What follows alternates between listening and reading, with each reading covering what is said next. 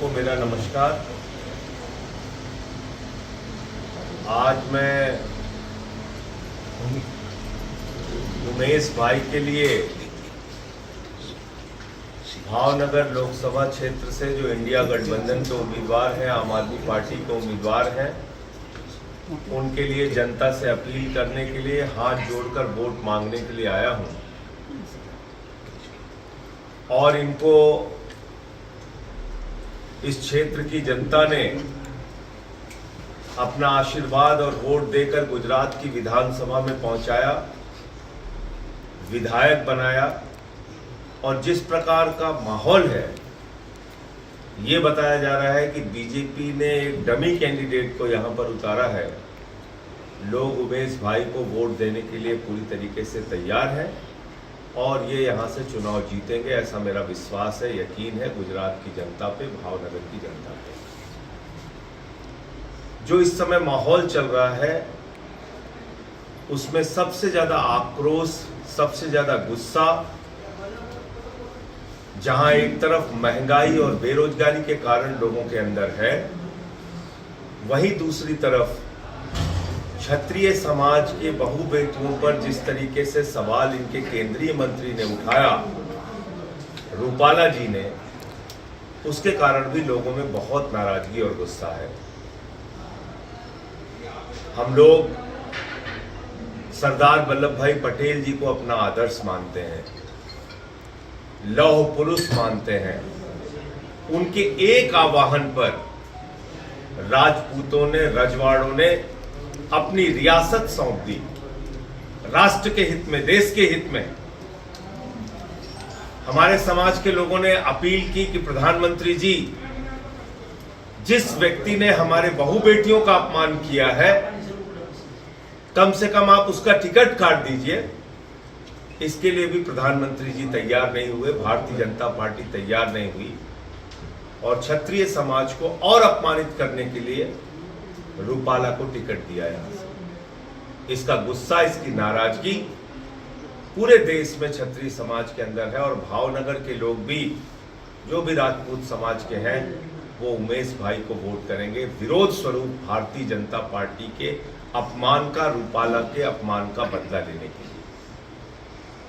और मैं कहना चाहता हूं बीजेपी के लोगों से कि आपको जो भी लड़ाई लड़नी है हमसे लड़िए। हम लोगों को तो जेल में आप डाल रहे हैं, डालिए आप, लेकिन कम से कम परिवार की बहू बेटियों पे सवाल मत उठाइए। राजनीति के स्तर को इस स्तर पर मत लेके जाइए। आज क्या कर रहे हैं? विपक्षी नेताओं को एक एक करके जेल में डाला जा रहा है पूरे देश में। झारखंड के मुख्यमंत्री को पकड़ के जेल में डाल दिया। दिल्ली के 3 बार के निर्वाचित लोकप्रिय मुख्यमंत्री अरविंद केजरीवाल जी को पकड़ के जेल में डाल दिया। मनीष सिसोदिया जी को पकड़ के जेल में डाल दिया। सत्येंद्र जैन को पकड़ के जेल में डाल दिया। मुझे 6 महीने जेल में रखा। हमारे विधायक चेतर भाई को, उनकी पत्नी को जेल में डाल दिया। अब क्या लोकतंत्र को ऐसे चलाना चाहते हैं? इस तरह से आप करना चाहते हैं? गोपाल इटालिया पे यहां पे फर्जी मुकदमे लिखे गए, इनको जेल में डाला। अगर ऐसे आप लोकतंत्र को चलाना चाहते हैं तो मैं बार बार इस बात को कह रहा हूं कि भारत का संविधान, भारतीय जनता पार्टी 2024 में अगर गलती से जीत गई तो भारत का संविधान खत्म करेगी, आरक्षण खत्म करेगी और चुनाव की ताकत, वोट देने का अधिकार छीन लेगी। इसकी शुरुआत सूरत में हो चुकी है। सूरत में बगैर चुनाव के बीजेपी जीत जा रही है। चंडीगढ़ में आम आदमी पार्टी जीत रही है, काट के वोट बीजेपी को जिता दिया गया। वो तो सुप्रीम कोर्ट का धन्यवाद कि उन्होंने हमारे कैंडिडेट को जिताया। अभी मेयर का चुनाव दिल्ली के अंदर रोक लगा दिया गया। तो पूरे देश में धीरे धीरे चुनाव बीजेपी खत्म करेगी और 2024 में गलती से बीजेपी जीत गई तो चुनाव को खत्म करेगी, आरक्षण को खत्म करेगी। और ये बात अकेले मैं नहीं, सभी विपक्षी पार्टियां मानती हैं, इस देश के लोग मानते हैं। क्या कहा इनके अयोध्या के प्रत्याशी लल्लू सिंह जी ने? 400 सीट दे दो, संविधान बदलना है। ज्योति मिर्धा इनकी प्रत्याशी राजस्थान से कहती है 400 सीट दे दो, संविधान बदलना है। अनंत हेगड़े इनके पूर्व केंद्रीय मंत्री कहते हैं 400 सीट चाहिए, संविधान बदलना है। अरुण गोविल जी कहते हैं 400 सीट चाहिए, संविधान बदलना है। खुद प्रधानमंत्री जी कहते हैं 400 सीट दे दो, संविधान बदलना है। और अभी सबसे बड़ी घटना जो सामने आई वो इस रूप में सामने आई कि अमित शाह जी कह रहे हैं 50 साल देश में राज करेंगे और सूरत में बगैर चुनाव के बीजेपी जीत रही है। ये 50 साल राज करने का फॉर्मूला है। इसी फॉर्मूले से बीजेपी 50 साल राज करेगी। लेकिन मैं गुजरात के लोगों से और देश के लोगों से अपील करना चाहता हूं, इनके 400 पार के नारे के चक्कर में मत पड़ना। इन्होंने बंगाल में कहा था 200 पार, आई 77। इन्होंने हरियाणा में कहा 75 पार, आई 40। महाराष्ट्र में कहा 150 पार, आई 105। दिल्ली में कहा 45 पार, आई 8। झारखंड में कहा 65 पार, आई 23। मिजोरम में कहा 21 पार, आई 1। अभी कह रहे हैं 400 पार, 400 पार, 400 पार। जनता कह रही है तड़ी पार, तड़ी पार, तड़ी पार। इनको हराने के लिए लोग संकल्प ले चुके हैं। आज मुद्दा 10 साल के बाद दुख की बात है कि भारत के प्रधानमंत्री अपने रिपोर्ट कार्ड पे वोट नहीं मांग रहे हैं। आम आदमी पार्टी का नेता जाता है वोट मांगने तो कहता है देखो दिल्ली में ऐसे स्कूल बनाए, पंजाब में ऐसे स्कूल बनाए, मोहल्ला क्लिनिक बनाया, भगवंत मान ने ये काम किया, केजरीवाल जी ने ये काम किया, हम उसके नाम पे वोट मांगते हैं। हमारे साथ जो उत्पीड़न हुआ हम कह रहे हैं जेल का जवाब वोट से दो, हम उसके नाम पर वोट मांगते हैं। प्रधानमंत्री जी 10 साल के बाद अपना रिपोर्ट कार्ड नहीं दे पा रहे, कह रहे हैं इसकी संपत्ति उसको दे दी जाएगी, उसकी संपत्ति उसको दे दी जाएगी। अरे आपने कभी सोचा है प्रधानमंत्री जी आपने भारत की संपत्ति किसको दे दी?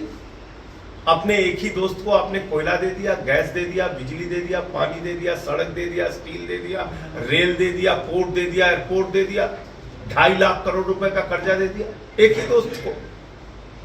उसी दोस्त ने गुजरातियों की जेब काट दी बिजली के नाम पे, महंगी बिजली दी। विधानसभा में हमारे साथियों ने मुद्दा उठाया कि कैसे फर्जी तरीके से उसको पेमेंट किया गया और बिजली के नाम पे यहाँ पे लोगों को ठगा गया। तो मैं तो सिर्फ एक ही चीज कहना चाहता हूं कि मुद्दों से ध्यान मत भटकाइए। 10 साल का रिपोर्ट कार्ड दीजिए, बताइए कि 2 करोड़ नौकरियों का क्या हुआ, 20 करोड़ नौकरी मिलनी थी 10 साल में। किसानों की आमदनी दोगुना होने का क्या हुआ, महंगाई कम करने का आपने क्या किया? आपने कहा था 40 रुपए का डीजल मिलेगा, 50 रुपए का पेट्रोल मिलेगा। काला धन का क्या हुआ, 15 लाख का क्या हुआ? पक्का मकान आपने 15 अगस्त 2022 तक देने का वादा किया था, उसका क्या हुआ? अपने रिपोर्ट कार्ड पे बात कीजिए। 10 साल आपको हो गए, आपने कोई काम नहीं किया। मोदी जी कहते हैं हमारी ये गारंटी है, ये गारंटी है, ये गारंटी है। मैं कहता हूं मोदी जी की और बीजेपी की एक ही गारंटी है, झूठ बोलने की गारंटी। हर चीज को झूठ बोलते हैं। आम आदमी पार्टी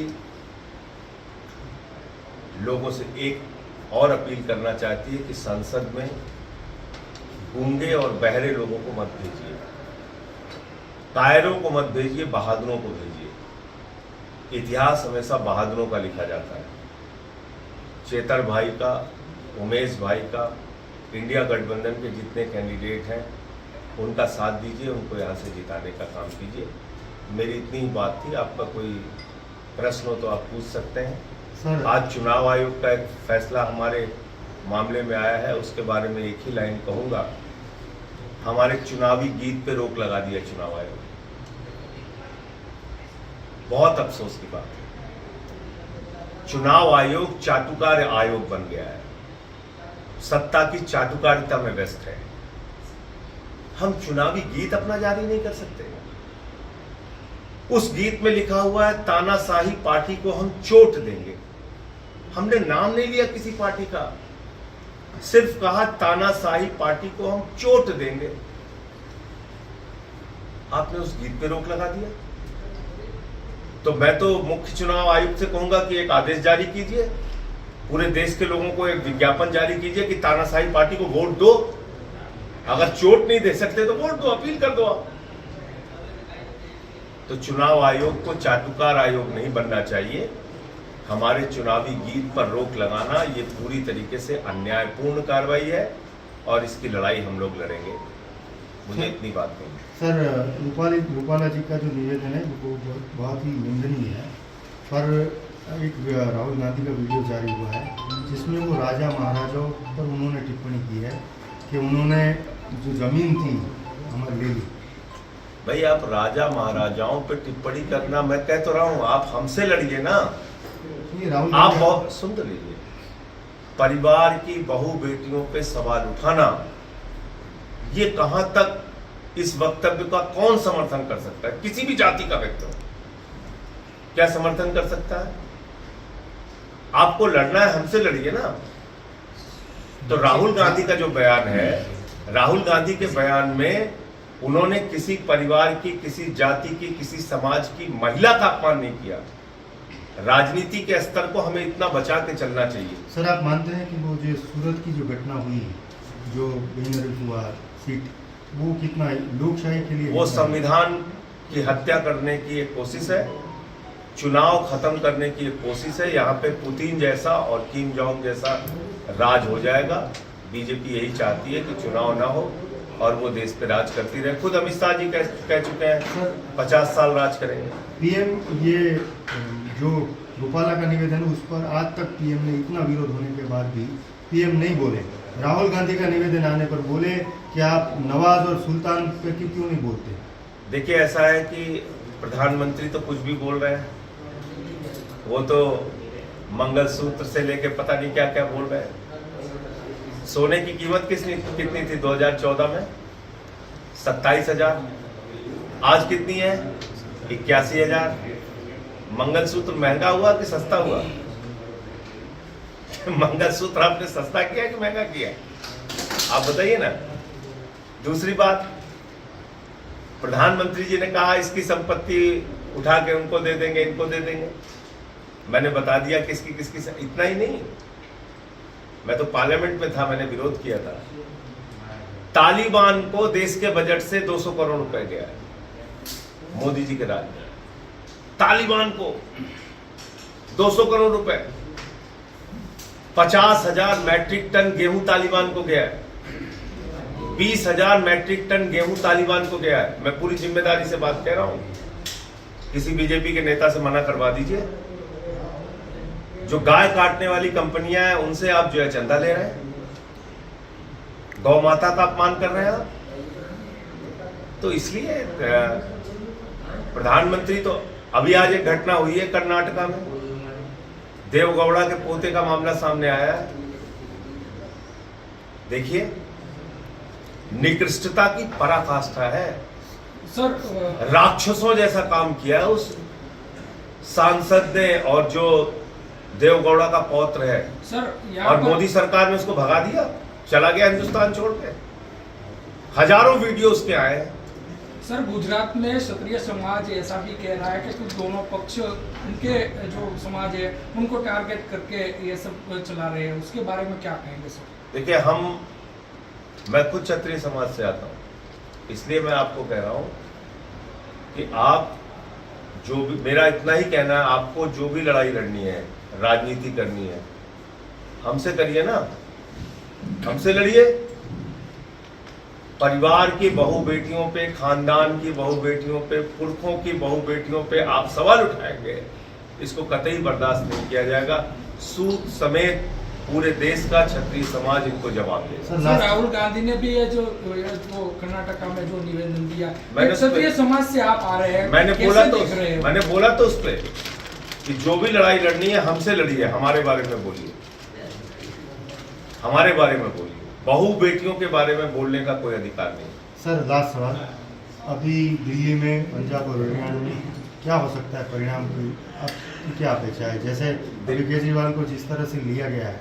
देखिए, दिल्ली में तो जनता एक ही चीज कह रही है, हमारे जिस बेटे ने, अरविंद केजरीवाल ने हमारे बच्चों की अच्छी शिक्षा दी, फ्री बिजली दिया, फ्री पानी दिया, मोहल्ला क्लिनिक बनवाया, फरिश्ते स्कीम लाया, बुजुर्गों की तीर्थ यात्रा लेके आए, 1,000 रुपए प्रति माह महिलाओं को देने की योजना लाई। जो व्यक्ति इतना काम हमारे लिए कर रहा है, हम उसको जेल में डालने का जवाब अपने वोट से। ठीक।